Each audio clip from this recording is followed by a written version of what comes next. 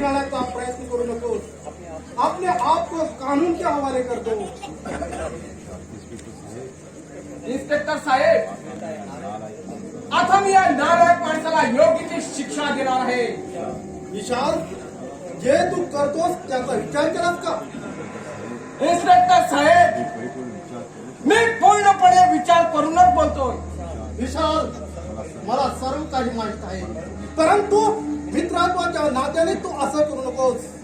मित्रत्व? Inspector साहेब, मी तुमच्यावर कधीच विश्वास ठेवणार नाही. हा कुत्रा माझा अपराधी आहे. विशाल, मी तुला शेवटचं सांगत आहे, तुम कानून को अपने हात में मत लो. विशाल, जर तू माझं ऐकलं नाहीस तर मला तुझ्यावर गोळी काढावी लागेल. इन्स्पेक्टर साहेब, तुम्ही तुमच्या मनासारखा वागू शकता, कारण कायदा तुमच्या हातात आहे. मी अजूनपर्यंत तडीपार आहे हे तुला ठाऊक आहे.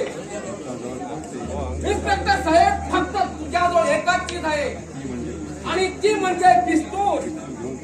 पिस्तूल घेऊन तुम्ही काही करू शकता. जर तुमच्या अंगात हिंमत असेल तर मार गोळी. हवालदार राजाराम, आत्माराम, कुठे गेले साले? पकडा साले को.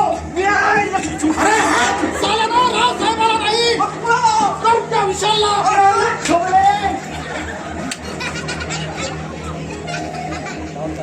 साहेब, जर पुन्हा विशाल तुमच्या घरी परत आला तर ताबडतोब पोलीस स्टेशनला कळावा.